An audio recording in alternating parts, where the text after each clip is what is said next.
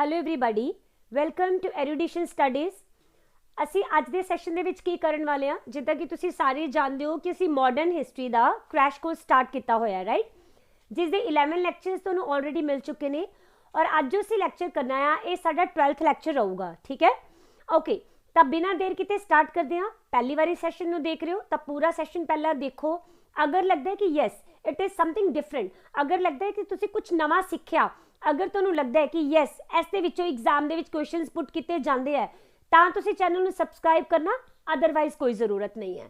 ਠੀਕ ਹੈ, and I hope ਕਿ ਤੁਹਾਨੂੰ ਡੈਫੀਨੇਟਲੀ ਇਹ ਸਭ ਕੁਝ ਜੋ ਮਾਡਰਨ ਹਿਸਟਰੀ 'ਚ ਆਪਾਂ ਕਰ ਰਹੇ ਹਾਂ ਨਾ ਇਹ ਤੁਹਾਨੂੰ ਅੱਛਾ ਲੱਗੇਗਾ।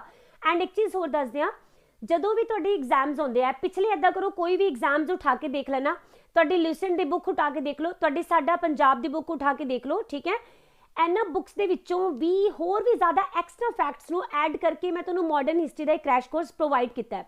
ਠੀਕ ਹੈ, ਐਂਡ ਇਹ definitely one of the best modern history the crash course ਹੋਊਗਾ ਜੋ ਕਿ YouTube ਦੇ ਉੱਪਰ ਅਵੇਲੇਬਲ ਹੈ, ਰਾਈਟ। ਇਸ ਚੀਜ਼ ਦੀ ਮੈਂ ਤੁਹਾਨੂੰ ਗਾਰੰਟੀ ਦਿੰਦੀ ਹਾਂ ਕਿ ਇਸ ਦੇ ਵਿੱਚੋਂ ਹੀ ਤੁਹਾਡੇ ਕੋਲ ਐਗਜ਼ਾਮ ਦੇ ਵਿੱਚ ਕੁਐਸਚਨਸ ਜੋ ਹੈਗੇ ਨੇ ਪੁੱਟ ਕੀਤੇ ਜਾਣਗੇ। ਓਕੇ, ਔਰ ਅਗਰ ਤੁਸੀਂ ਫਸਟ ਟਾਈਮ ਦੇਖ ਰਹੇ ਹੋ ਤਾਂ ਡੇ 1 ਤੋਂ ਇਹਨੂੰ ਦੇਖਣਾ ਸਟਾਰਟ ਕਰਨਾ, ਬਿਕਾਜ਼ ਅਗਰ ਤੁਸੀਂ ਸੀਰੀਜ਼ ਦੇ ਵਿੱਚ ਕਰੋਗੇ ਮਾਡਰਨ ਹਿਸਟਰੀ ਤੁਹਾਡੇ ਲਈ ਜ਼ਿਆਦਾ ਬੈਨੀਫੀਸ਼ੀਅਲ ਹੋਗੀ, ਤੁਹਾਨੂੰ ਯਾਦ ਵੀ ਜ਼ਿਆਦਾ ਹੋਊਗਾ। ਓਕੇ, ਸਟਾਰਟ ਕਰੀਏ ਫਿਰ। ਓਕੇ ਦੈਨ ਸਟਾਰਟ ਕਰਦੇ ਹਾਂ ਮਾਡਰਨ ਹਿਸਟਰੀ ਦਾ ਡੇ 12। ਹਾਂਜੀ, ਤਾਂ ਅੱਜ ਅਸੀਂ ਹੁਣ ਕੀ ਕਰਨ ਵਾਲੇ ਹਾਂ, ਅੱਜ ਅਸੀਂ ਕਰਾਂਗੇ ਕਿ ਬ੍ਰਿਟਿਸ਼ ਇੰਡੀਆ ਦੇ ਵਿੱਚ ਬ੍ਰਿਟਿਸ਼ ਈਸਟ ਇੰਡੀਆ ਕੰਪਨੀ ਨੇ ਜੋ ਵੀ ਪਾਲਿਸੀਜ਼ ਲਿਆਂਦੀਆਂ ਸੀ, ਠੀਕ ਹੈ, ਜਿਸ ਦੇ ਵਿੱਚ ਅਸੀਂ ਲਾਸਟ ਟਾਈਮ ਲੈਂਡ ਰਿਫਾਰਮ ਦੇ ਉੱਪਰ ਇਸ ਨੂੰ ਖਤਮ ਕੀਤਾ ਸੀ, ਹੈ ਨਾ। ਇਸ ਵਾਰੀ ਅਸੀਂ ਕਰਾਂਗੇ ਸਾਡੀ ਇਕੋਨਮੀ ਦੇ ਵਿੱਚ ਉਹਨਾਂ ਨੇ ਕੀ ਚੇਂਜਸ ਲਿਆਂਦੇ ਨੇ, ਠੀਕ ਹੈ, ਕਿਹੜੀਆਂ ਪ੍ਰੈਕਟਿਸਿਸ ਹੈ ਜਿਸ ਦਾ ਸਾਡੀ ਇੰਡੀਅਨ ਇਕੋਨਮੀ ਦੇ ਉੱਪਰ ਅਸਰ ਹੋਇਆ of British East India company, right. ਤਾਂ ਇਸ ਦੇ ਵਿੱਚ ਅਸੀਂ 4 ਜਿਹੜੇ ਫੈਕਟਸ ਹੈਗੇ ਨੇ ਮੇਨ, ਇਹਨਾਂ ਨੂੰ ਡਿਸਕਸ ਕਰਾਂਗੇ 4 ਸਿਸਟਮਸ ਨੂੰ। ਪਹਿਲਾ ਸਿਸਟਮ ਹੈ ਦਾਦਨੀ ਸਿਸਟਮ, ਦੂਸਰਾ ਹੈ ਜੀ ਕਮਿਆਉਤੀ ਸਿਸਟਮ, ਥਰਡ ਹੈ ਤਿੰਨ ਕਥਿਆ ਸਿਸਟਮ ਐਂਡ ਫੋਰਥ ਹੋ ਜਾਏਗਾ ਦੁਬਲਾ ਹਾਲੇ ਸਿਸਟਮ। ਅਗਰ ਤੁਸੀਂ ਕਦੀ ਵੀ ਮਾਡਰਨ ਹਿਸਟਰੀ ਨੂੰ ਥੋੜਾ ਬਹੁਤ ਪੜਿਆ ਹੋਇਆ ਤਾਂ ਤੁਸੀਂ ਤਿੰਨ ਕਥਿਆ ਸਿਸਟਮ ਡੈਫੀਨੇਟਲੀ ਸੁਣਿਆ ਹੋਣਾ ਆ, ਹੋ ਸਕਦਾ ਹੈ ਬਾਕੀ ਦੇ 3 ਸਿਸਟਮ ਤੁਸੀਂ ਨਾ ਸੁਣੇ ਹੋਣ। ਤੇ ਅੱਜ ਅਸੀਂ ਕੀ ਕਰਾਂਗੇ, ਹਰ ਇੱਕ ਸਿਸਟਮ ਨੂੰ ਡਿਟੇਲ ਦੇ ਵਿੱਚ ਕਵਰ ਕਰਾਂਗੇ। ਠੀਕ ਹੈ, ਤਾਂ ਸਭ ਤੋਂ ਪਹਿਲਾਂ ਅਸੀਂ ਦੇਖਣ ਵਾਲੇ ਹਾਂ ਜੀ ਦਾਦਨੀ ਸਿਸਟਮ, ਰਾਈਟ। ਓਕੇ, ਪਹਿਲਾਂ ਅਸੀਂ ਦੇਖਦੇ ਹਾਂ ਕਿ ਜਿਹੜਾ ਦਾਦਨੀ ਵਰਡ ਹੈ ਨਾ ਇਹ ਕਿਹੜੀ ਲੈਂਗੁਏਜ ਦੇ ਵਿੱਚੋਂ ਆਇਆ ਹੈ, ਤਾਂ ਇਹ ਪਰਸ਼ੀਅਨ ਲੈਂਗੁਏਜ ਦਾ ਵਰਡ ਹੈ। ਠੀਕ ਹੈ, ਪਰਸ਼ੀਅਨ ਲੈਂਗੁਏਜ ਦੇ ਵਿੱਚ ਦਾਦਨ ਇਹਨੂੰ ਬੋਲਿਆ ਜਾਂਦਾ ਆ। ਦਾਦਨ ਦਾ ਮਤਲਬ ਹੁੰਦਾ ਆ ਐਡਵਾਂਸ। ਠੀਕ ਹੈ, ਜਿਸ ਤਰ੍ਹਾਂ ਅਸੀਂ ਕਿਸੇ ਵੀ ਜਗ੍ਹਾ ਦੇ ਉੱਪਰ ਕੋਈ ਆਪਣਾ ਆਰਡਰ ਪਲੇਸ ਕਰਦੇ ਹਾਂ ਤਾਂ ਐਡਵਾਂਸ ਦੇ ਵਿੱਚ ਅਗਰ ਕੋਈ ਪੇਮੈਂਟ ਕਰਦੇ ਹਾਂ, ਠੀਕ ਹੈ, ਤਾਂ ਉਸਨੂੰ ਪਰਸ਼ੀਅਨ ਦੇ ਵਿੱਚ ਦਾਦਨ ਬੋਲਿਆ ਜਾਂਦਾ ਹੈ, ਰਾਈਟ। ਔਰ ਜਿਹੜਾ ਵੀ ਪਰਸਨ ਐਡਵਾਂਸ ਦੇ ਵਿੱਚ ਪੇਮੈਂਟ ਕਰਦਾ ਸੀ ਕਿਸ ਦੇ ਲਈ, ਕਿਸੇ ਵੀ ਤਰ੍ਹਾਂ ਦੀ ਜਦੋਂ ਬਿਜ਼ਨਸ ਡੀਲ ਕੀਤੀ ਜਾਂਦੀ ਸੀ ਉਸ ਦੇ ਲਈ ਕੋਈ ਵੀ ਐਡਵਾਂਸ 'ਚ ਪੇਮੈਂਟ ਕੀਤੀ ਜਾਂਦੀ ਸੀ ਨਾ ਤਾਂ ਉਸ ਪਰਸਨ ਨੂੰ ਕੀ ਬੋਲਿਆ ਜਾਂਦਾ ਸੀ, ਦਾਦਨਦਾਰ, ਰਾਈਟ, ਯਾਨੀ ਕਿ ਦਾਦਨ ਦੇਣ ਵਾਲਾ, ਐਡਵਾਂਸ ਦੇਣ ਵਾਲਾ। ਸਮਝ ਗਏ? ਓਕੇ, ਤੇ ਜਿਹੜਾ ਇਹ ਦਾਦਨੀ ਸਿਸਟਮ ਹੈ ਨਾ ਇਹ ਉਸ ਟਾਈਮ ਯਾਨੀ ਕਿ at the time of British East India company ਇਹ ਬਹੁਤ ਹੀ ਜ਼ਿਆਦਾ ਇੰਪੋਰਟੈਂਟ ਸਿਸਟਮ ਸੀਗਾ ਫॉर ਬਿਜ਼ਨਸ ਮੈਨੇਜਮੈਂਟ। ਠੀਕ ਹੈ, ਇਸ ਦੇ ਵਿੱਚ ਹੁੰਦਾ ਕੀ ਸੀਗਾ, ਐਗਰੀਮੈਂਟ ਸਾਈਨ ਹੁੰਦਾ ਸੀ। ਅਸੀਂ ਇਹਨਾਂ ਨੂੰ ਇੱਕ ਐਗਜ਼ਾਮਪਲ ਨਾਲ ਸਮਝਦੇ ਹਾਂ। ਠੀਕ ਹੈ, ਦੇਖੋ 17th ਐਂਡ 18th ਸੈਂਚੁਰੀ ਦੇ ਵਿੱਚ ਹੀ ਨਾ ਇਹ ਬਹੁਤ ਜ਼ਿਆਦਾ ਪਪੂਲਰ ਹੋਇਆ ਸੀਗਾ ਦਾਦਨੀ ਸਿਸਟਮ। ਇਸ ਦੇ ਵਿੱਚ ਕੀ ਹੁੰਦਾ ਸੀ, ਜਿਹੜੇ ਇੰਡੀਆ ਦੇ ਮਰਚੈਂਟਸ ਹੁੰਦੇ ਸੀ ਨਾ ਉਹਨਾਂ ਵਿੱਚ ਔਰ ਈਸਟ ਇੰਡੀਆ ਕੰਪਨੀ ਦੇ ਵਿਚਕਾਰ, ਇਹਨਾਂ ਦੇ ਵਿਚਕਾਰ ਹੁੰਦੇ ਸੀ ਜੀ ਐਗਰੀਮੈਂਟ। ਇੰਨਾ ਹੀ ਨਹੀਂ, ਕਈ ਵਾਰੀ ਬ੍ਰਿਟਿਸ਼ ਈਸਟ ਇੰਡੀਆ ਕੰਪਨੀ ਜੋ ਹੈ ਇਹ ਇੰਡੀਆ ਦੇ ਫਾਰਮਰਸ ਦੇ ਨਾਲ ਵੀ ਐਗਰੀਮੈਂਟ ਸਾਈਨ ਕਰਦੀ ਸੀ। ਠੀਕ ਹੈ, ਜਿਸ ਦੇ ਵਿੱਚ ਨਾ ਕੰਪਨੀ ਦਾ ਜੋ ਮਰਚੈਂਟ ਹੈ ਇਹਦੇ ਨਾਲ ਜੋ ਵੀ ਐਗਰੀਮੈਂਟ ਕੀਤਾ ਜਾਂਦਾ ਸੀਗਾ ਉਸ ਦੇ ਵਿੱਚ ਕੰਪਨੀ ਕੀ ਬੋਲ ਦਿੰਦੀ ਸੀਗੀ ਕਿ ਤੂੰ ਮੇਰੇ ਲਈ, ਮੇਰੇ ਬਿਹਾਫ ਦੇ ਉੱਪਰ ਗੁੱਡਸ ਨੂੰ ਪ੍ਰੋਡਿਊਸ ਕਰਨਾ ਆ, ਰਾਈਟ। ਤੇ ਦਾਦਨੀ ਮਰਚੈਂਟ ਜਿਹੜਾ ਹੁੰਦਾ ਸੀਗਾ ਨਾ ਉਹ ਫਿਰ ਕੰਪਨੀ ਦੇ ਲਈ ਕੰਮ ਕਰਦਾ ਸੀ। ਸਮਝ ਗਏ? ਹੁਣ ਕੰਪਨੀ ਇਹਦੇ ਲਈ ਕੀ ਕਰੇਗੀ, ਕੰਪਨੀ ਇਸ ਦੇ ਲਈ ਇੱਕ ਜੋ ਐਗਰੀਮੈਂਟ ਸਾਈਨ ਕਰ ਰਹੀ ਹੈ ਉਸ ਦੇ ਅੰਡਰ ਇਹ ਕੁਝ ਐਡਵਾਂਸ ਦੇ ਵਿੱਚ ਪੇਮੈਂਟ ਦੇ ਦੇਗੀ। ਠੀਕ ਹੈ, ਔਰ ਇਹ ਜਿਹੜਾ ਐਡਵਾਂਸ ਦਿੱਤਾ ਜਾਂਦਾ ਸੀ ਨਾ ਇਹੀ ਇਸ ਦਾਦਨੀ ਸਿਸਟਮ ਦਾ ਬਹੁਤ ਜ਼ਿਆਦਾ ਇੰਪੋਰਟੈਂਟ ਫੈਕਟ ਮੰਨਿਆ ਜਾਂਦਾ ਹੈ, ਰਾਈਟ। ਔਰ ਇਹ ਐਡਵਾਂਸ ਇਹਨਾਂ ਨੂੰ ਕੈਸ਼ ਦੇ ਵਿੱਚ ਵੀ ਦਿੱਤਾ ਜਾ ਸਕਦਾ ਸੀਗਾ, ਰਾਈਟ। ਇਸ ਦੇ ਨਾਲ ਕਈ ਵਾਰੀ ਕੰਪਨੀ ਕੀ ਕਰਦੀ ਸੀ, ਰੋ ਮਟੀਰੀਅਲ ਦੇ ਰੂਪ ਦੇ ਵਿੱਚ ਵੀ ਦੇ ਦਿੰਦੀ ਸੀ। ਠੀਕ ਹੈ, ਓਕੇ। ਔਰ ਇਹ ਹੀ ਜਿਹੜਾ ਕਿਸਾਨਾਂ ਐਂਡ ਮਰਚੈਂਟਸ ਦੇ ਵਿੱਚ ਵੀ ਹੁੰਦਾ ਸੀਗਾ। ਫੋਰ ਐਗਜ਼ਾਮਪਲ ਆਪਾਂ ਸਮਝਦੇ ਹਾਂ, ਅਜ਼ਿਊਮ ਕਿ ਮੈਂ ਇੱਕ ਫਾਰਮਰ ਹਾਂ, ਠੀਕ ਹੈ, ਔਰ ਕੰਪਨੀ ਦਾ ਕੋਈ ਵੀ ਪਰਸਨ, ਕੋਈ ਵੀ ਮਰਚੈਂਟ ਮੇਰੇ ਕੋਲ ਆਇਆ ਆ, ਉਹਨੇ ਮੈਨੂੰ ਕੀ ਬੋਲਿਆ ਕਿ ਸਰ ਜਾਂ ਮੈਮ ਮੈਨੂੰ ਨਾ 100 kg ਅਨੀਅਨ ਚਾਹੀਦੇ ਨੇ। ਠੀਕ ਹੈ, ਤੇ ਤੁਸੀਂ ਮੇਰੇ ਵਾਸਤੇ ਨਾ, ਕਿਉਂਕਿ ਤੁਸੀਂ ਕਿਸਾਨ ਹੋ ਤੇ ਤੁਹਾਡੇ ਕੋਲ ਜ਼ਮੀਨ ਹੈ, ਮੇਰੇ ਕੋਲ ਜ਼ਮੀਨ ਨਹੀਂ ਹੈ, ਤੁਸੀਂ ਮੇਰੇ ਲਈ ਨਾ ਪ੍ਰੋਡਕਸ਼ਨ ਕਰ ਦਿਓ। ਜਦੋਂ ਤੁਸੀਂ ਮੇਰੇ ਲਈ 100 kg ਅਨੀਅਨ ਦੀ ਪ੍ਰੋਡਕਸ਼ਨ ਕਰੋਗੇ, ਉਸ ਦੇ ਲਈ ਮੈਂ ਤੁਹਾਨੂੰ 5000 ਰੁਪੀਜ਼ ਜੋ ਹੈ ਨਾ ਇਹ ਦਊਂਗਾ। ਠੀਕ ਹੈ, ਮੈਨੂੰ ਲੱਗਦਾ ਹੈ ਬਿਲਕੁਲ ਠੀਕ ਹੈ। 5000 ਰੁਪੀਜ਼ ਦੇ ਨਾਲ ਮੈਨੂੰ ਕਾਫੀ ਜ਼ਿਆਦਾ ਗੇਨ ਵੀ ਹੋ ਜਾਏਗਾ, ਰਾਈਟ। ਤੇ ਮੈਨੂੰ ਇਕੱਠਾ ਕੰਮ ਮਿਲ ਗਿਆ ਹੈ ਨਾ 100 kg ਅਨੀਅਨ ਦਾ, ਮੈਂ ਉਸ ਦੇ ਨਾਲ ਕਰਾਰ ਕਰ ਲੈਣਾ। ਤਾਂ ਇਹ ਹੁਣ ਕੰਪਨੀ ਦਾ ਮਰਚੈਂਟ ਮੈਨੂੰ ਬੋਲੇਗਾ ਕਿ ਤੁਸੀਂ ਨਾ ਮੇਰੇ ਲਈ ਇੱਕ ਐਗਰੀਮੈਂਟ ਸਾਈਨ ਕਰੋਗੇ। ਓਕੇ, ਜਿੱਦਾਂ ਹੀ ਤੁਸੀਂ ਐਗਰੀਮੈਂਟ ਸਾਈਨ ਕਰ ਦੋਗੇ ਨਾ, ਤਾਂ ਮੈਂ ਤੁਹਾਨੂੰ 1000 ਰੁਪੀਜ਼ ਐਡਵਾਂਸ 'ਚ ਵੀ ਦੇ ਦੂੰਗਾ। ਠੀਕ ਹੈ, ਉਹਦੇ ਨਾਲ ਕੀ ਹੈ, ਤੁਸੀਂ ਬੀਜ ਵਗੈਰਾ ਖਰੀਦ ਸਕਦੇ ਹੋ। ਤਾਂ ਮੈਨੂੰ ਲੱਗਦਾ ਹੈ ਕਿ ਠੀਕ ਹੈ, ਜਿਹੜੀ ਮੇਰੀ ਇਨੀਸ਼ੀਅਲ ਕੋਸਟ ਹੈ, ਅਗਰ ਅੱਜ ਦੀ ਡੇਟ ਦੇ ਵਿੱਚ ਮੇਰੇ ਕੋਲ ਪੈਸਾ ਨਹੀਂ ਵੀ ਹੈਗਾ, ਤਾਂ ਇਹ ਮੈਨੂੰ ਬੀਜ ਵਗੈਰਾ ਖਰੀਦਣ ਦੇ ਲਈ ਤਾਂ ਪੈਸੇ ਦੇ ਹੀ ਰਿਹਾ। ਠੀਕ ਹੈ, ਥੋੜੀ ਬਹੁਤ ਜਿਹੜੀ ਪੇਮੈਂਟ ਹੋਰ ਚਾਹੀਦੀ ਹੋਏਗੀ ਮੈਂ ਵਿੱਚ ਪਾ ਲੂੰਗਾ, ਰਾਈਟ। ਐਂਡ ਦੇ ਨਾਲ ਪ੍ਰੋਡਕਸ਼ਨ ਹੋ ਜਾਏਗੀ ਤੇ ਬਾਅਦ ਵਿੱਚ ਮੈਨੂੰ 4000 ਹੋਰ ਮਿਲ ਜਾਏਗਾ, ਰਾਈਟ। ਯਾਨੀ ਕਿ ਬਾਕੀ ਦੀ ਪੇਮੈਂਟ ਜਿਹੜੀ ਹੈ ਇਹ ਮਰਚੈਂਟ ਮੈਨੂੰ ਬੋਲੇਗਾ ਮੈਂ ਤੈਨੂੰ ਬਾਅਦ ਦੇ ਵਿੱਚ ਦਊਂਗਾ। ਠੀਕ ਹੈ, ਪਰ ਉਸ ਟਾਈਮ ਅਗਰ ਤੁਸੀਂ ਇਸ ਸਿਸਟਮ ਦੀ ਗੱਲ ਕਰੋਗੇ ਤਾਂ ਇਹ ਨਾ ਫਾਰਮਰਸ ਦਾ ਜਾਂ ਫਿਰ ਇੰਡੀਅਨ ਮਰਚੈਂਟ ਦਾ, ਛੋਟੇ ਮੋਟੇ ਜਿਹੜੇ ਪ੍ਰੋਡਕਸ਼ਨ ਕਰਦੇ ਸੀ ਨਾ, ਉਹਨਾਂ ਦਾ ਸ਼ੋਸ਼ਣ ਕਰਨ ਦਾ ਬਹੁਤ ਜ਼ਿਆਦਾ ਵਧੀਆ ਤਰੀਕਾ ਲੱਭਿਆ ਹੋਇਆ ਸੀ ਬ੍ਰਿਟਿਸ਼ ਈਸਟ ਇੰਡੀਆ ਕੰਪਨੀ ਨੇ। ਕਿਸ ਤਰ੍ਹਾਂ? ਮੈਂ ਤੁਹਾਨੂੰ ਕਿਹਾ ਮੈਂ ਫਾਰਮਰ ਹਾਂ, ਮੈਨੂੰ ਐਗਰੀਮੈਂਟ ਮਿਲ ਗਿਆ। ਮੈਂ ਕੀ ਕੀਤਾ, ਮੈਂ ਆਪਣੇ ਇੱਥੇ ਨਾ ਖੇਤ ਦੇ ਵਿੱਚ, ਸਾਰੇ ਖੇਤ ਦੇ ਵਿੱਚ ਨਾ ਮੈਂ ਅਨੀਅਨ ਉਗਾਤੇ। ਠੀਕ ਹੈ, ਕਿਉਂਕਿ ਮੈਨੂੰ ਪਤਾ ਹੈ ਕਿ ਮਰਚੈਂਟ ਮੇਰੇ ਕੋਲ ਆਊਗਾ ਔਰ ਲੈ ਜਾਊਗਾ, ਰਾਈਟ। ਬਟ ਉਸ ਟਾਈਮ ਦੇ ਵਿੱਚ ਕੀ ਹੁੰਦਾ ਸੀਗਾ, ਇਸ ਟਾਈਮ ਦੇ ਵਿੱਚ ਨਾ ਬਹੁਤ ਜ਼ਿਆਦਾ ਟਾਈਮ, ਯਾਨੀ 98% ਤੱਕ ਤੁਸੀਂ ਮੰਨ ਕੇ ਚੱਲੋ ਜਿੰਨੇ ਵੀ ਐਗਰੀਮੈਂਟ ਹੁੰਦੇ ਸੀ ਨਾ, ਇਹ ਸਾਰੇ ਦੇ ਸਾਰੇ ਐਗਰੀਮੈਂਟ ਕੈਂਸਲ ਹੀ ਕਰ ਦਿੱਤੇ ਜਾਂਦੇ ਸੀਗੇ। ਠੀਕ ਹੈ, ਹੁਣ ਆਬਵੀਅਸਲੀ ਤੁਸੀਂ ਖੁਦ ਸੋਚੋ, ਮੇਰਾ ਪੂਰਾ ਖੇਤ ਸਿਰਫ ਅਨੀਅਨ ਨਾਲ ਭਰਿਆ ਹੋਇਆ ਹੈ, ਮਾਰਕੀਟ ਦੇ ਵਿੱਚ ਇਹਦੀ ਇੰਨੀ ਜ਼ਿਆਦਾ ਡਿਮਾਂਡ ਨਹੀਂ ਹੈ, ਤਾਂ ਮੈਂ ਕੀ ਕਰੂੰਗੀ? ਆਬਵੀਅਸਲੀ ਮੈਂ ਉਸ ਕੰਪਨੀ ਦੇ ਮਰਚੈਂਟ ਕੋਲ ਜਾਊਂਗੀ, ਰਾਈਟ, ਔਰ ਉਹਨੂੰ ਕੀ ਬੋਲੂੰਗੀ ਕਿ ਮੇਰੀ ਸਾਰੀ ਜਿਹੜੀ 100 kg ਦੀ ਫਸਲ ਹੈ ਇਹ ਬਰਬਾਦ ਹੋ ਜਾਏਗੀ, ਸਰ ਪਲੀਜ਼ ਤੁਸੀਂ ਮੇਰੇ ਕੋਲੋਂ ਖਰੀਦ ਲਓ। ਤਾਂ ਹੁਣ ਇੱਥੇ ਉਹ ਆਪਦਾ ਅਸਲੀ ਪੈਂਤਰਾ ਖੇਲਦੇ ਆ। ਇਹ ਕੀ ਬੋਲਣਗੇ? ਇਹ ਕਹੇਗਾ ਕਿ ਠੀਕ ਹੈ, ਵੈਸੇ ਮੈਨੂੰ ਹੁਣ ਇੰਨੇ ਅਨੀਅਨ ਦੀ ਜ਼ਰੂਰਤ ਨਹੀਂ ਹੈ, ਬਟ ਸਟਿਲ ਮੈਂ ਤੈਨੂੰ 4000 ਰੁਪੀਜ਼ ਤਾਂ ਨਹੀਂ ਦੇ ਸਕਦਾ, ਬਟ ਯੈਸ ਮੈਂ ਤੈਨੂੰ 1000 ਰੁਪੀਜ਼ ਦੇ ਦੂੰਗਾ। ਸਮਝ ਗਏ? ਅਗਰ ਤੂੰ ਮੈਨੂੰ ਦੇਣਾ ਚਾਹੁੰਦਾ ਹੈ ਤਾਂ ਦੇ ਸਕਦਾ, ਅਦਰਵਾਈਜ਼ ਤੂੰ ਮਾਰਕੀਟ ਦੇ ਵਿੱਚ ਕਿਸੇ ਹੋਰ ਨੂੰ ਸੇਲ ਕਰ ਦੇ। ਹੁਣ ਮੈਨੂੰ ਪਤਾ ਹੈ ਕਿ ਅਗਰ ਮੈਂ ਇਹਦੇ ਕੋਲ 1000 ਪਹਿਲਾਂ ਲੈ ਲਿਆ, 1000 ਹੁਣ ਲਊਂਗੀ, ਘੱਟੋ ਘੱਟ ਮੇਰੀ ਲਾਗਤ ਤਾਂ ਨਿਕਲ ਜਾਏਗੀ। ਠੀਕ ਹੈ, ਮੁਨਾਫਾ ਨਹੀਂ ਹੋਇਆ ਨਾ ਸੀ, ਮਿਹਨਤ ਚਲੇਗੀ ਤਾਂ ਵੀ ਕੋਈ ਨਾ, ਬਟ ਐਟਲੀਸਟ ਮੇਰਾ ਜਿਹੜਾ ਨੁਕਸਾਨ ਹੈ ਉਹ ਹੁਣ ਤੋਂ ਬਚ ਜਾਏਗਾ, ਰਾਈਟ। ਤਾਂ ਮਜਬੂਰਨ ਫਿਰ ਕਿਸਾਨ ਕੀ ਕਰਦਾ ਸੀਗਾ, ਘੱਟ ਰੇਟ ਦੇ ਉੱਪਰ ਆਪਣੀ ਜਿਹੜੀ ਫਸਲ ਹੈ ਵੇਚ ਦਿੰਦਾ ਸੀ। ਇਸ ਤਰ੍ਹਾਂ East India company farmers and other communities ਦੀ ਜਿਹੜੀ ਦੰਦਾਨੀ ਜਾਂ ਫਿਰ ਕੰਟਰੈਕਟ ਸਿਸਟਮ ਦੇ ਨਾਲ ਸ਼ੋਸ਼ਣ ਕਰਦੇ ਸੀ। ਤਾਂ ਇੱਥੋਂ ਸਾਨੂੰ ਕੀ ਪਤਾ ਚੱਲ ਰਿਹਾ ਹੈ ਕਿ ਇੱਕ ਤਰ੍ਹਾਂ ਦੀ ਕੰਟਰੈਕਚੁਅਲ ਫਾਰਮਿੰਗ ਸੀ, ਰਾਈਟ, ਕਿਉਂਕਿ ਇਸ ਦੇ ਵਿੱਚ ਪਹਿਲਾਂ ਹੀ ਕੰਟਰੈਕਟ ਜੋ ਹੈ ਇਹ ਦੇ ਦਿੱਤਾ ਜਾਂਦਾ ਸੀ। ਠੀਕ ਹੈ, ਤਾਂ ਇਹ ਤੁਸੀਂ ਯਾਦ ਰੱਖੋਗੇ ਕਿ ਦਾਦਰੀ ਸਿਸਟਮ ਜੋ ਹੈ ਇਹ ਕਿਸ ਤਰ੍ਹਾਂ ਦਾ ਸਿਸਟਮ ਰਹੇਗਾ, ਇਹ ਕੰਟਰੈਕਚੁਅਲ ਸਿਸਟਮ ਹੈ, ਰਾਈਟ। ਓਕੇ, ਇਸ ਤੋਂ ਬਾਅਦ ਅਸੀਂ ਗੱਲ ਕਰਾਂਗੇ ਹੁਣ ਨੈਕਸਟ ਸਿਸਟਮ ਦੀ। ਤਾਂ ਨੈਕਸਟ ਸਿਸਟਮ ਹੈ ਜੀ ਕਮਿਊਨਿਟੀ ਸਿਸਟਮ, ਰਾਈਟ। ਇਹ ਨਾ ਨਾਮ ਕਿੱਥੋਂ ਆਇਆ? ਇੱਥੇ ਇੱਕ ਕਾਸਟ ਹੁੰਦੀ ਸੀ ਕਾਮਿਆ, ਰਾਈਟ, ਜਾਂ ਫਿਰ ਕਾਮਿਤਿਆ, ਓਕੇ, ਦੋਨੋਂ ਹੀ ਨਾਮ ਇਸ ਕਾਸਟ ਦੇ ਹੈ। ਤਾਂ ਇਹ ਜਿਹੜੀ ਕਾਸਟ ਹੈ, ਇਹ ਵਾਲੇ ਲੋਕ ਕੀ ਕਰਦੇ ਸੀ, ਇਸ ਕਾਸਟ ਦੇ ਲੋਕ ਨਾ ਆਪਣੀਆਂ ਸਰਵਿਸਿਜ਼ ਦਿੰਦੇ ਸੀਗੇ ਇੱਕ ਸਲੇਵਸ ਦੀ ਤਰ੍ਹਾਂ। ਠੀਕ ਹੈ, ਯਾਨੀ ਕਿ ਤੁਸੀਂ ਕਹਿ ਕੇ ਚੱਲ ਸਕਦੇ ਹੋ ਦਾਸ ਪ੍ਰਥਾ ਦੀ ਤਰ੍ਹਾਂ ਕਮਿਊਨਿਟੀ ਸਿਸਟਮ ਚੱਲਦਾ ਸੀਗਾ। ਮੇਨਲੀ ਕਿਹੜੇ ਏਰੀਆ ਦੇ ਵਿੱਚ ਜੋ ਹੈ ਫੇਮਸ ਸੀਗਾ, ਜਿਹੜਾ ਅਸੀਂ ਹੁਣੇ ਦਾਦਨੀ ਸਿਸਟਮ ਕੀਤਾ, ਇਹ ਤਾਂ ਆਲ ਓਵਰ ਇੰਡੀਆ ਹੀ ਫੇਮਸ ਹੈ, ਪਰ ਜਿਹੜਾ ਕਮਿਊਨਿਟੀ ਸਿਸਟਮ ਹੈ ਇਹ ਮੇਨਲੀ ਬਿਹਾਰ ਐਂਡ ਓਡੀਸ਼ਾ ਵਾਲੇ ਰੀਜਨ ਦੇ ਵਿੱਚ ਨਾ ਜ਼ਿਆਦਾ ਫੇਮਸ ਸੀ। ਠੀਕ ਹੈ, ਇਹਦੇ ਵਿੱਚ ਕੀ ਹੁੰਦਾ ਸੀਗਾ, ਬਿਹਾਰ ਐਂਡ ਓਡੀਸ਼ਾ ਦੇ ਰੀਜਨ ਦੇ ਵਿੱਚ ਇੱਕ ਕਾਮਿਆ ਜਾਤੀ ਹੁੰਦੀ ਸੀਗੀ। ਇਹਦੇ ਜਿਹੜੇ ਫਾਰਮਰਸ ਹੈ ਨਾ, ਇਹ ਸਲੇਵਸ ਵਾਂਗ ਕੰਮ ਕਰਦੇ ਸੀ, ਔਰ ਇਹ ਕੀ ਮੰਨਦੇ ਸੀ, ਜਿਹੜਾ ਵੀ ਸਾਡਾ ਮਾਲਿਕ ਹੈ, ਜਿਹੜਾ ਸਾਡਾ ਓਨਰ ਹੈ ਨਾ, ਇਹ ਸਾਡੇ ਲਈ ਸਭ ਕੁਝ ਹੈ। ਵਾਈ? ਤੁਸੀਂ ਦੇਖੋ, ਇਹ ਲੋਕ ਨਾ ਇਹਨਾਂ ਕੋਲ ਲੈ ਲੈਂਦੇ ਸੀ ਪਹਿਲਾਂ ਲੋਨ। ਠੀਕ ਹੈ, ਕਾਮਿਆ ਜਾਤੀ ਦੇ ਲੋਕ, ਠੀਕ ਹੈ, ਇਹਨਾਂ ਨੇ ਲੋਨ ਲੈ ਲਿਆ। ਹੁਣ ਲੋਨ ਦੇ ਬਦਲੇ ਆਬਵੀਅਸਲੀ ਇਹਨਾਂ ਨੂੰ ਇੰਟਰਸਟ ਵੀ ਪੇ ਕਰਨਾ ਪੈਣਾ ਆ, ਹੈ ਨਾ, ਤੇ ਇਹਨਾਂ ਦੇ ਕੋਲੋਂ ਇਹ ਦੋਨੋਂ ਹੀ ਚੀਜ਼ਾਂ ਨਹੀਂ ਹੋ ਪਾਉਂਦੀਆਂ ਸੀ। ਦੈਟ ਇਜ਼ ਵਾਈ ਇਹ ਪੂਰੀ ਜ਼ਿੰਦਗੀ ਫੇਰ ਉਸ ਪਰਸਨ ਦੇ ਗੁਲਾਮ ਬਣ ਕੇ ਰਹਿ ਜਾਂਦੇ ਸੀ। ਤੁਸੀਂ ਹੁਣ ਕੀ ਕਹਿ ਸਕਦੇ ਹੋ, ਇੱਕ ਤਰ੍ਹਾਂ ਦੇਖਿਆ ਜਾਏ ਤਾਂ ਇੱਕ ਬੰਦੂਆ ਮਜ਼ਦੂਰੀ ਹੀ ਹੋਗੀ ਨਾ, ਰਾਈਟ। ਇਹਦੇ ਵਿੱਚ ਲੋਕਾਂ ਨੂੰ ਬਹਿਲਾ ਫੁਸਲਾ ਕੇ ਪਹਿਲਾਂ ਲੋਨ ਦੇ ਦਿੱਤਾ ਜਾਂਦਾ ਸੀਗਾ, ਫਿਰ ਉਹ ਪੂਰੀ ਤਰ੍ਹਾਂ ਡੈਟ ਟਰੈਪ ਦੇ ਵਿੱਚ ਫਸ ਜਾਂਦੇ ਸੀਗੇ, ਹੈ ਨਾ, ਤੇ ਇਸ ਡੈਟ ਟਰੈਪ ਨੂੰ ਯਾਨੀ ਇਸ ਚੱਕਰਵੀ ਨੂੰ ਕਦੀ ਉਹ ਤੋੜ ਹੀ ਨਹੀਂ ਪਾਉਂਦੇ ਸੀਗੇ, ਔਰ ਫਿਰ ਉਹਨਾਂ ਨੂੰ ਆਪਣੇ ਲੋਨ ਦੇ ਬਦਲੇ, ਆਪਣੇ ਕਰਜ਼ੇ ਦੇ ਬਦਲੇ, ਇੰਟਰਸਟ ਦੇ ਬਦਲੇ ਪੂਰੀ ਜ਼ਿੰਦਗੀ ਸਲੇਵਰੀ ਕਰਨੀ ਪੈਂਦੀ ਸੀ। ਔਰ ਇਹ ਜਿਹੜੀ ਸਲੇਵਰੀ ਹੈ ਫਿਰ ਕਦੀ ਵੀ ਇਹਨਾਂ ਦਾ ਪਿੱਛਾ ਹੀ ਨਹੀਂ ਛੱਡਦੀ ਸੀ। ਠੀਕ ਹੈ, ਤਾਂ ਇਸ ਤਰ੍ਹਾਂ ਤੁਸੀਂ ਕੀ ਕਹਿ ਸਕਦੇ ਹੋ, ਜਿਹੜੀ ਕਮਿਊਨਿਟੀ ਸਿਸਟਮ ਹੈ ਇਹ ਇੱਕ ਤਰ੍ਹਾਂ ਦੀ ਸਲੇਵਰੀ ਵਾਲਾ ਸਿਸਟਮ ਹੋ ਗਿਆ, ਰਾਈਟ। ਓਕੇ, ਇਸ ਤੋਂ ਬਾਅਦ ਨੈਕਸਟ ਸਿਸਟਮ ਦੇਖੋ, ਨੈਕਸਟ ਸਿਸਟਮ ਨੂੰ ਬੋਲਿਆ ਜਾਂਦਾ ਹੈ ਤਿੰਨ ਕਥੀਆਂ ਸਿਸਟਮ, ਔਰ ਇਹ ਬਹੁਤ ਹੀ ਜ਼ਿਆਦਾ ਇੰਪੋਰਟੈਂਟ ਹੈ। ਪਹਿਲੀ ਗੱਲ, ਮਾਡਰਨ ਹਿਸਟਰੀ ਦੇ ਵਿੱਚ ਬਹੁਤ ਵਾਰ ਇਸ ਦੇ ਬਾਰੇ ਕਾਫੀ ਸਾਰੇ ਕੁਐਸਚਨਸ ਆਉਂਦੇ ਆ। ਜਦੋਂ ਅਸੀਂ ਮਾਡਰਨ ਹਿਸਟਰੀ ਦੇ ਵਿੱਚ ਸਾਡੀ ਫਰੀडम ਸਟਰਗਲ ਦੇ ਉੱਪਰ ਪਹੁੰਚਾਂਗੇ ਨਾ, ਉਦੋਂ ਅਸੀਂ ਤਿੰਨ ਕਥੀਆ ਸਿਸਟਮ ਨੂੰ ਯਾਨੀ ਕਿ ਗਾਂਧੀ ਜੀ ਦੇ ਸੱਤਿਆਗ੍ਰਹਿ ਦੇ ਨਾਲ ਰਿਲੇਟ ਕਰਕੇ ਜ਼ਿਆਦਾ ਅੱਛੀ ਤਰ੍ਹਾਂ ਪੜਾਂਗੇ।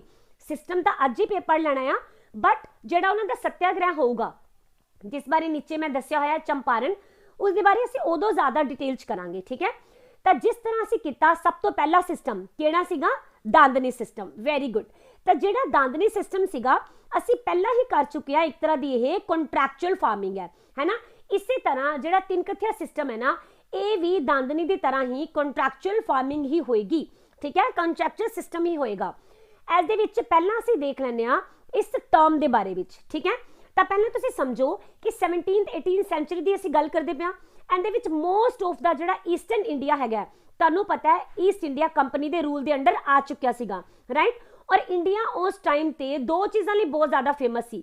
ਪਹਿਲੀ ਚੀਜ਼ ਤਾਂ ਸਪਾਈਸ, ਰਾਈਟ, ਦੂਸਰਾ ਹੈਗਾ ਸੀ dye. Okay, and the major producer ਹੈਗਾ ਸੀ ਇੰਡੀਆ। ਓਕੇ, ਖਾਸ ਕਰਕੇ ਅਗਰ ਤੁਸੀਂ ਡਾਈ ਦੀ ਗੱਲ ਕਰੋਗੇ ਤਾਂ ਇੰਡੀਗੋ ਯਾਨੀ ਕਿ ਨੀਲ ਜੋ ਹੈ ਨਾ, ਇਹਦੀ ਇੱਥੇ ਬਹੁਤ ਜ਼ਿਆਦਾ ਖੇਤੀ ਕੀਤੀ ਜਾਂਦੀ ਸੀਗੀ। ਓਕੇ, ਔਰ ਇੰਡੀਗੋ ਦਾ ਜਿਹੜਾ ਟ੍ਰੇਡ ਹੈ ਉਹ ਮੇਨ ਬਿਜ਼ਨਸ ਸੀਗਾ। ਬਟ ਇਸ ਦਾ ਮਤਲਬ ਇਹ ਨਹੀਂ ਹੈਗਾ ਕਿ ਅਸੀਂ ਆਪਣੀ ਖਾਣ ਪੀਣ ਵਾਲੀਆਂ ਫਸਲਾਂ ਨੂੰ ਛੱਡ ਕੇ ਤੇ ਇੰਡੀਗੋ ਦੀ ਖੇਤੀ ਕਰਨ ਚ ਤੁਰ ਪੈਂਦੇ ਸੀ। ਐਦਾਂ ਨਹੀਂ ਹੁੰਦਾ ਸੀ। ਜਿੰਨੀ ਜ਼ਰੂਰਤ ਹੈ, ਠੀਕ ਹੈ, ਓਨੀ ਹੀ ਅਸੀਂ ਇੰਡੀਗੋ ਦੀ ਖੇਤੀ ਕਰਦੇ ਸੀਗੇ। ਬਟ ਸਟਿਲ ਉਹ ਸਾਡੇ ਲਈ ਬਿਜ਼ਨਸ ਦਾ ਕਾਫੀ ਅੱਛਾ ਟ੍ਰੇਡ ਸੀਗਾ।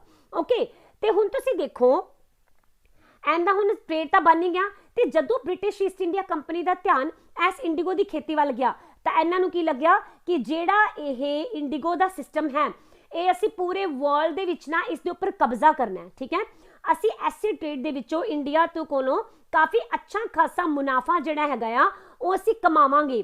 ਤੇ ਐਸੇ ਦੇ ਲਈ ਫਿਰ ਕਿਹੜਾ ਸਿਸਟਮ ਪਿਕਚਰ ਦੇ ਵਿੱਚ ਆਏਗਾ?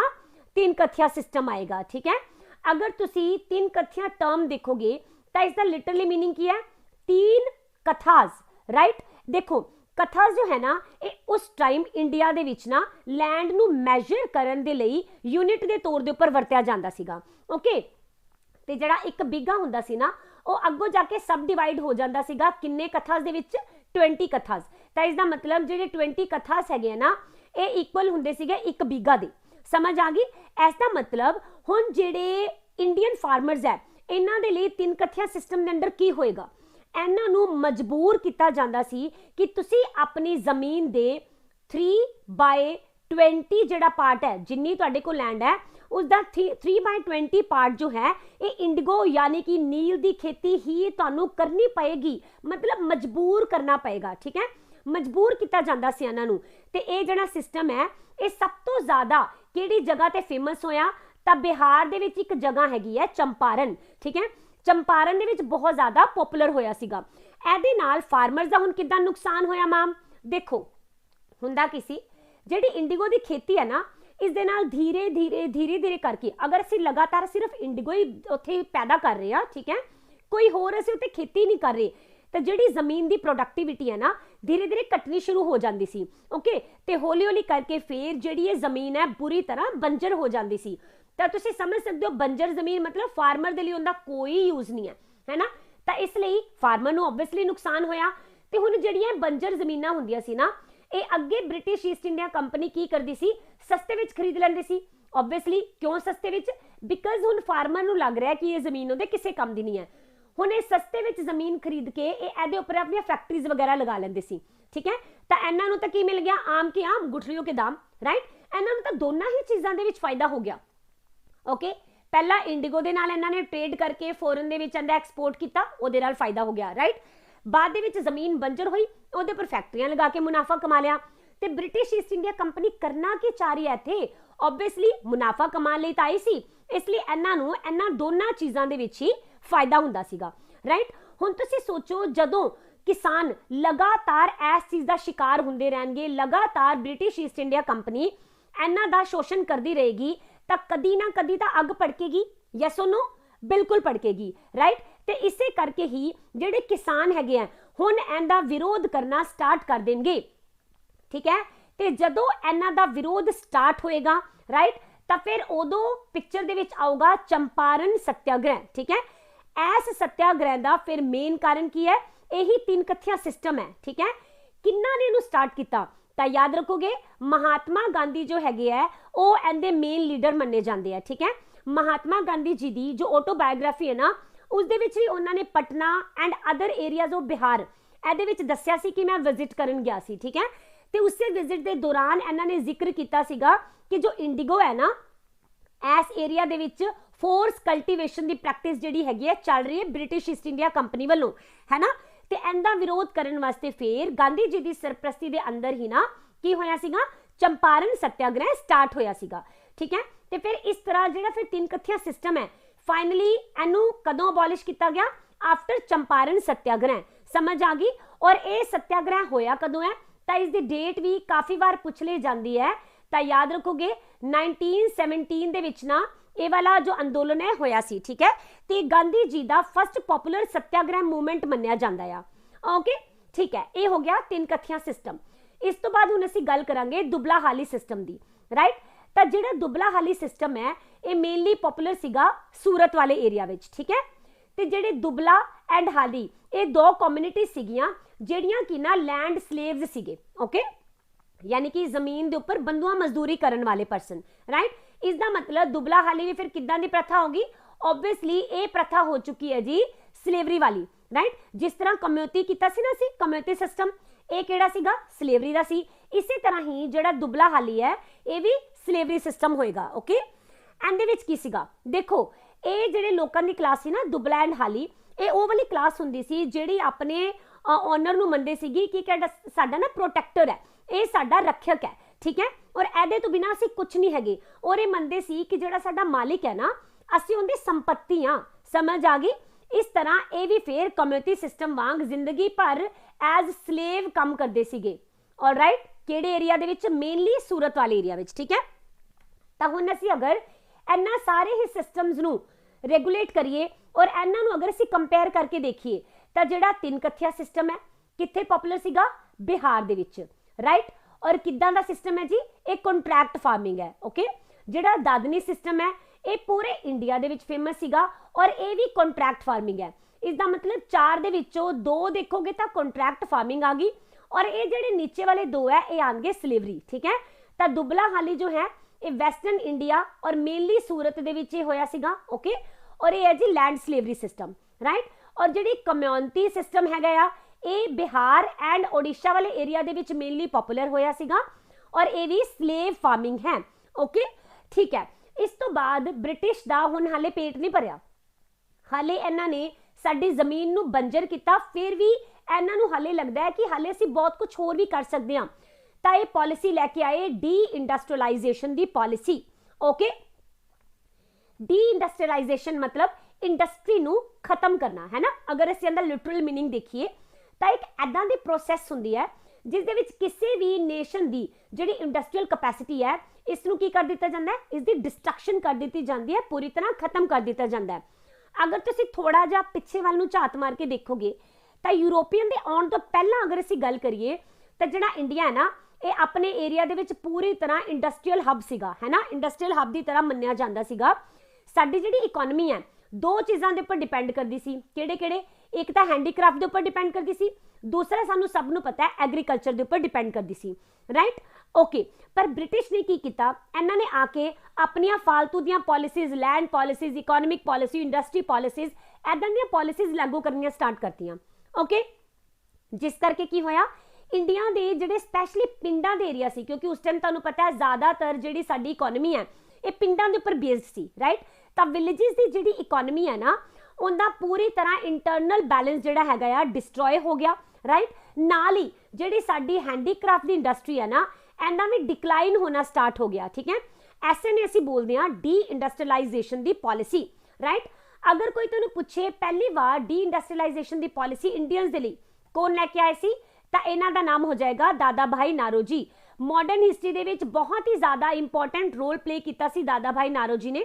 असीं इन्हां बारे आउण वाले टाइम दे विच जदों असीं अपना इंडिपेंडेंट इंडिया वाली रोल प्ले करांगे ना, ठीक है, उदों असीं देखांगे कि इंडिपेंडेंस मूवमेंट दे विच इन्हां ने की रोल प्ले किया, ठीक है।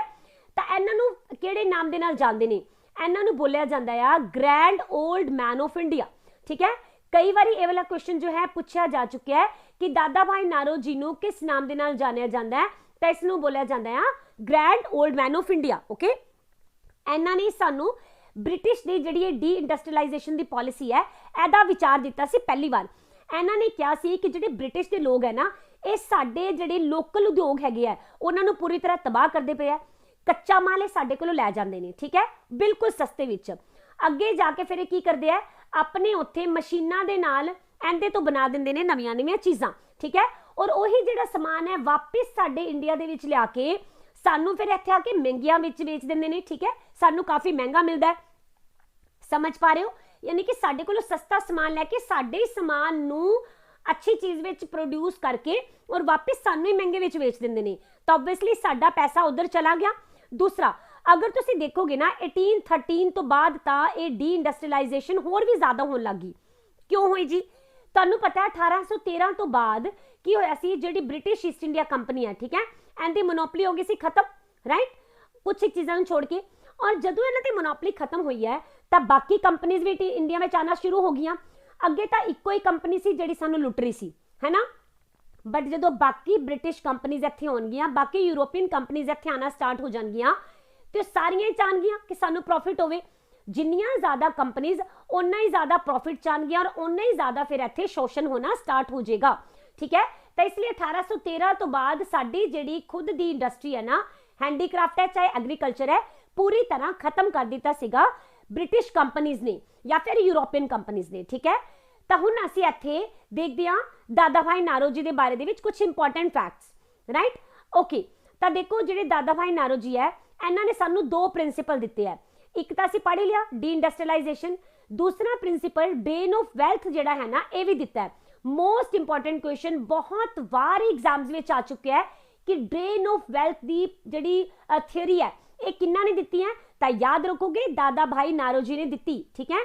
ਤੇ ਡਰੇਨ ਆਫ ਵੈਲਥ ਦਾ ਮੀਨ ਕੀ ਹੈ, यानी कि वेल्थ मतलब पैसा, ड्रेन मतलब दूसरी साइड जाना शुरू हो गया, ठीक है, ड्रेन होना स्टार्ट हो गया। तो ਇਹਦੇ ਵਿੱਚ ਕੀ ਹੋ ਰਿਹਾ ਹੈ, ਇਹਨਾਂ ਨੇ ਦੱਸਿਆ ਕਿ ਜਿਹੜਾ ਇੰਡੀਆ ਦਾ ਪੈਸਾ ਹੈ ਇਹ ਬ੍ਰਿਟੇਨ ਦੇ ਵਿੱਚ ਜਾ ਰਿਹਾ ਹੈ। ਬ੍ਰਿਟੇਨ ਦੇ ਜਿਹੜੇ ਗੁੱਡਸ ਹੈ ਨਾ ਉਹਦੇ ਉੱਪਰ ਇੰਡੀਆ ਵਿੱਚ ਆਉਂਦੇ ਹੋਏ ਕੋਈ ਟੈਕਸ ਨਹੀਂ ਲਗਾਇਆ ਜਾਂਦਾ, ਪਰ ਜਦੋਂ ਇੰਡੀਆ ਦਾ ਸਾਮਾਨ ਬ੍ਰਿਟੇਨ ਵਿੱਚ ਜਾਂਦਾ ਹੈ ਤਾਂ ਉੱਥੇ ਟੈਕਸ ਅਪਲਾਈ ਕਰਨਾ ਪੈਂਦਾ ਆ, ਰਾਈਟ। ਇਸ ਦਾ ਮਤਲਬ ਕੀ ਹੋ ਗਿਆ, ਅਸੀਂ ਟੈਕਸ ਪੇ ਕਰ ਰਹੇ ਹਾਂ, ਉਹ ਸਾਡੇ ਕੋਲ ਬਿਨਾਂ ਟੈਕਸ ਤੋਂ ਆ ਰਿਹਾ, ਸਾਡਾ ਪੈਸਾ ਉਧਰ ਜਾ ਰਿਹਾ। ਨਾਲ ਹੀ ਜਿਹੜੇ ਕੰਪਨੀ ਦੇ ਵਰਕਰਸ ਹੈ ਉਹਨਾਂ ਦੀ ਸੈਲਰੀ ਕੌਣ ਦੇ ਰਿਹਾ ਜੀ, ਇੰਡੀਆ ਦੇ ਰੂਲਰਸ ਦੇ ਰਹੇ ਨੇ, ਰਾਈਟ। ਇਸ ਕਰਕੇ ਫਿਰ ਸਾਡਾ ਪੈਸਾ ਜਾ ਰਿਹਾ ਹੈ। ਈਵਨ ਜਿਹੜੇ ਸਾਡੇ ਲੋਕਲ ਉਦਯੋਗ ਹੈਗੇ ਆ ਉਹ ਵੀ ਪੂਰੀ ਤਰ੍ਹਾਂ ਖਤਮ ਹੋ ਗਏ ਹੈ। ਤਾਂ ਇਸ ਦਾ ਮਤਲਬ ਫਿਰ ਸਾਡੀ ਇਕਨੋਮੀ ਦੇ ਵਿੱਚ ਪੈਸਾ ਨਹੀਂ ਰਿਹਾ, ਸਮਝ ਪਾ ਰਹੇ ਹੋ। ਇਸ ਤਰ੍ਹਾਂ ਡਰੇਨ ਆਫ ਵੈਲਥ ਪਾਲਿਸੀ ਜਿਹੜੀ ਹੈਗੀ ਹੈ ਇਹ ਲਿਆਂਦੀ ਗਈ, ਠੀਕ ਹੈ। ਤਾਂ ਹੁਣ ਤੁਸੀਂ ਇੱਥੇ ਇੱਕ ਬੁੱਕ ਦਾ ਨਾਮ ਬਹੁਤ ਹੀ ਜ਼ਿਆਦਾ ਇੰਪੋਰਟੈਂਟ ਹੈ ਜਿਸ ਨੂੰ ਯਾਦ ਰੱਖੋਗੇ, ਪੁੱਛਿਆ ਜਾ ਸਕਦਾ ਹੈ ਔਰ ਪੁੱਛਿਆ ਜਾਂਦਾ ਵੀ ਹੈ ਕਿ ਦਾਦਾ ਭਾਈ ਨਾਰੋਜੀ ਨੇ ਆਪਣੀ ਕਿਸ ਬੁੱਕ ਦੇ ਵਿੱਚ ਨਾ ਡਰੇਨ ਆਫ ਵੈਲਥ ਵਾਲੀ ਥਿਊਰੀ ਦਿੱਤੀ ਹੈ। ਤਾਂ ਇਹਨਾਂ ਦੀ ਬੁੱਕ ਦਾ ਨਾਮ ਹੈ poverty and un British rule in India, ਠੀਕ ਹੈ। ਇਹ 1902 ਦੇ ਵਿੱਚ ਦਾਦਾ ਭਾਈ ਨਾਰੋਜੀ ਨੇ ਲਿਖੀ ਸੀਗੀ, ਓਕੇ। ਔਰ ਇਸ ਬੁੱਕ ਦੇ ਵਿੱਚ ਹੀ ਉਹਨਾਂ ਨੇ ਦੱਸਿਆ drain of wealth the theory ਬਾਰੇ, ਓਕੇ। ਇਹਨਾਂ ਦੀਆਂ ਹੋਰ ਵੀ ਕੁਝ ਇੰਪੋਰਟੈਂਟ ਬੁੱਕਸ ਨੇ ਬਟ ਇਹ ਵਾਲੀ ਬੁੱਕ ਮੋਸਟ ਇੰਪੋਰਟੈਂਟ ਹੋ ਜਾਏਗੀ, ਠੀਕ ਹੈ। ਅਦਰਵਾਈਜ਼ ਬਾਕੀ ਕਿਹੜੀਆਂ ਹੈਗੀਆਂ ਆ, ਤਾਂ ਹੈਗੇ evil of all evils, then England debt to India, then on the commerce of India 1871 ਦੇ ਵਿੱਚ ਲਿਖੀ ਗਈ ਸੀ, ਔਰ 1876 ਦੇ ਵਿੱਚ ਲਿਖੀ ਗਈ the wants and means of India, right. ਔਰ ਇਸ ਦੇ ਨਾਲ ਨਾਲ ਇਹਨਾਂ ਨੇ ਇੱਕ ਬਹੁਤ ਹੀ ਇੰਪੋਰਟੈਂਟ ਨਿਊਜ਼ਪੇਪਰ ਹੈ ਜੋ ਕਿ ਸਟਾਰਟ ਕੀਤਾ ਸੀ ਔਰ ਅਕਸਰ ਐਗਜ਼ਾਮ ਦੇ ਵਿੱਚ ਇਹ ਵਾਲਾ ਨਿਊਜ਼ਪੇਪਰ ਵੀ ਪੁੱਛਿਆ ਜਾਂਦਾ ਹੈ, ਠੀਕ ਹੈ। ਤਾਂ ਐਂਗਲੋ ਗੁਜਰਾਤੀ ਨਿਊਜ਼ਪੇਪਰ ਹੈਗਾ ਆ ਜੋ ਕਿ 1854 ਦੇ ਵਿੱਚ ਇਹਨਾਂ ਨੇ ਸਟਾਰਟ ਕੀਤਾ ਸੀਗਾ। ਇਸ ਦਾ ਨਾਮ ਕੀ ਹੈ, ਰਸਤ ਗਫਤਾਰ, ਓਕੇ, ਠੀਕ ਹੈ। ਔਰ ਇਸ ਦੇ ਨਾਲ ਹੋਰ ਅਸੀਂ ਕੀ ਯਾਦ ਰੱਖ ਸਕਦੇ ਹਾਂ ਦਾਦਾ ਭਾਈ ਨਾਰੋਜੀ ਦੇ ਬਾਰੇ ਦੇ ਵਿੱਚ, ਤਾਂ ਇਹਨਾਂ ਦਾ ਬਰਥ 1825 ਦੇ ਵਿੱਚ ਹੋਇਆ ਮੁੰਬਈ ਦੇ ਵਿੱਚ। ਇਹਨਾਂ ਦਾ ਬਰਥ ਵੀ ਮੁੰਬਈ 'ਚ ਹੋਇਆ ਆ ਔਰ ਇਹਨਾਂ ਦੀ ਡੈਥ ਵੀ ਮੁੰਬਈ ਦੇ ਵਿੱਚ ਹੋਈ ਸੀ 1917 ਦੇ ਵਿੱਚ, ਰਾਈਟ। ਔਰ ਇਹ ਨਾ 3 ਟਾਈਮ ਪ੍ਰੈਜ਼ੀਡੈਂਟ ਰਹੇ ਇੰਡੀਅਨ ਨੈਸ਼ਨਲ ਕਾਂਗਰਸ ਦੇ, ਠੀਕ ਹੈ। INC ਜੋ ਹੈ ਇਹ ਸਾਡੀ ਪਹਿਲੀ ਪਾਰਟੀ ਰਹੇਗੀ ਜਿਸ ਨੇ ਕਿ ਬਹੁਤ ਜ਼ਿਆਦਾ ਕ੍ਰੂਸ਼ੀਅਲ ਰੋਲ ਪਲੇ ਕੀਤਾ ਸਾਡੇ ਇੰਡੀਪੈਂਡੈਂਟ ਮੂਵਮੈਂਟ ਦੇ ਵਿੱਚ, ਠੀਕ ਹੈ। ਇਸ ਬਾਰੇ ਅਸੀਂ ਸਾਰਾ ਕੁਝ ਡਿਟੇਲ ਦੇ ਵਿੱਚ ਕਰਨਾ ਹੈ। ਤਾਂ ਉਸੇ INC ਦੇ 3 ਵਾਰ ਪ੍ਰੈਜ਼ੀਡੈਂਟ ਰਹੇ ਹੈ ਤੇ ਇਹ ਸਾਡੇ ਲਈ ਸਾਲ ਵੀ ਇੰਪੋਰਟੈਂਟ ਹੋਣਗੇ ਬਿਕਾਜ਼ ਇਹ ਵੀ ਐਗਜ਼ਾਮ ਦੇ ਵਿੱਚ ਪੁੱਛੇ ਜਾਂਦੇ ਆ, ਠੀਕ ਹੈ। ਤਾਂ ਪਹਿਲਾ ਕੋਲਕਾਤਾ ਦਾ ਜਦੋਂ ਸੈਸ਼ਨ ਹੋਇਆ ਸੀ ਤਾਂ ਉਦੋਂ 1886 ਦੇ ਵਿੱਚ ਦਾਦਾ ਭਾਈ ਨਾਰੋਜੀ ਪ੍ਰੈਜ਼ੀਡੈਂਟ ਰਹੇ।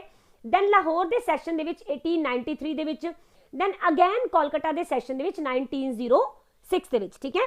ਤਾਂ ਇਸ ਦਾ ਮਤਲਬ ਕੀ ਹੋ ਗਿਆ, ਕੋਲਕਾਤਾ, ਲਾਹੌਰ ਐਂਡ ਕੋਲਕਾਤਾ, ਠੀਕ ਹੈ। ਇਦਾਂ ਤਿੰਨੋਂ ਸੈਸ਼ਨਸ ਹੋ ਜਾਣਗੇ ਜਿਨ੍ਹਾਂ ਦੇ ਵਿੱਚ ਦਾਦਾ ਭਾਈ ਨਾਰੋਜੀ ਐਜ਼ ਪ੍ਰੈਜ਼ੀਡੈਂਟ ਰਹੇ ਸੀ, ਠੀਕ ਹੈ। ਅਗਲੀ ਚੀਜ਼ ਇਹ ਵੀ ਪੁੱਛਿਆ ਜਾਂਦਾ ਹੈ ਕਿ ਪਹਿਲੇ ਐਦਾਂ ਦੇ ਇੰਡੀਅਨ ਕੌਣ ਸੀ ਜਿਹੜੇ ਕਿ ਬ੍ਰਿਟਿਸ਼ ਹਾਊਸ ਆਫ ਕਾਮਨ ਦੇ ਵਿੱਚ ਇਲੈਕਟ ਹੋਏ ਸੀ। ਤਾਂ ਇਹ ਵੀ ਯਾਦ ਰੱਖੋਗੇ, ਇਹ ਵੀ ਦਾਦਾ ਭਾਈ ਨਾਰੋਜੀ ਹੋ ਜਾਣਗੇ, ਠੀਕ ਹੈ। 1892 ਤੋਂ ਲੈ ਕੇ 1895 ਤੱਕ ਦਾ ਜੋ ਟਾਈਮ ਹੈ, ਇਹ Dadabhai Naoroji as British House of Common ਦੇ ਵਿੱਚ ਰਹੇ ਸੀਗੇ, ਠੀਕ ਹੈ। ਔਰ ਇਹਨਾਂ ਦੀ ਅਗਰ ਤੁਸੀਂ ਦੇਖੋਗੇ ਕਿਹੜੀ ਪਾਰਟੀ ਹੈ, ਠੀਕ ਹੈ, ਜਿਨ੍ਹਾਂ ਦੇ ਵੱਲੋਂ ਇਹਨਾਂ ਨੇ ਮਤਲਬ ਇਲੈਕਸ਼ਨਸ ਲੜੇ ਸੀ, ਰਾਈਟ, ਤਾਂ ਇਹਨਾਂ ਦੀ ਪਾਰਟੀ ਹੋ ਜਾਏਗੀ ਲਿਬਰਲ ਪਾਰਟੀ, ਠੀਕ ਹੈ, ਠੀਕ ਹੈ। ਦੈਨ ਇੱਥੇ ਹੋ ਗਏ ਜੀ ਸਾਡੀਆਂ ਸਾਰੀਆਂ ਉਹ ਵਾਲੀਆਂ policies British East India company ਦੀਆਂ ਜਿਨ੍ਹਾਂ ਨੇ ਸਾਡੀ ਇਕਨੋਮੀ ਦੇ ਉੱਪਰ ਬਹੁਤ ਹੀ ਜ਼ਿਆਦਾ ਵਰਸਟ ਜੋ ਹੈ ਇਫੈਕਟ ਪਾਇਆ, ਓਕੇ। ਐਂਡ ਇਸ ਦੇ ਨਾਲ ਸਾਡੀ ਇੰਡਸਟਰੀ, ਸਾਡਾ ਐਗਰੀਕਲਚਰ, ਸਾਡੀ ਇਕਨੋਮੀ, ਸਾਡੀ ਵੈਲਥ ਸਭ ਕੁਝ ਡਾਊਨ ਦੇ ਵਿੱਚ ਆਇਆ ਸੀਗਾ, ਰਾਈਟ।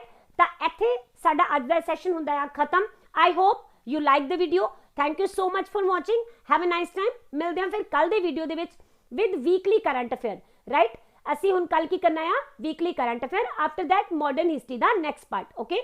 ਔਰ ਯੈਸ, ਅਗਰ ਤੁਹਾਨੂੰ ਕਿਸੇ ਵੀ ਸੈਸ਼ਨ ਦੀ PDF ਚਾਹੀਦੀ ਹੋਏਗੀ ਤਾਂ ਤੁਹਾਨੂੰ ਹਮੇਸ਼ਾ ਹੀ ਮੈਂ ਲਿੰਕ ਦੇ ਦਿੰਦੀ ਹੁੰਨੀ ਆ ਟੈਲੀਗ੍ਰਾਮ ਦਾ, ਠੀਕ ਹੈ। ਉੱਥੋਂ ਦੀ ਤੁਸੀਂ PDF ਨੂੰ ਡਾਊਨਲੋਡ ਕਰ ਸਕਦੇ ਹੋ, ਓਕੇ। ਚਲੋ ਫਿਰ, thank you so much, have a nice time, bye bye.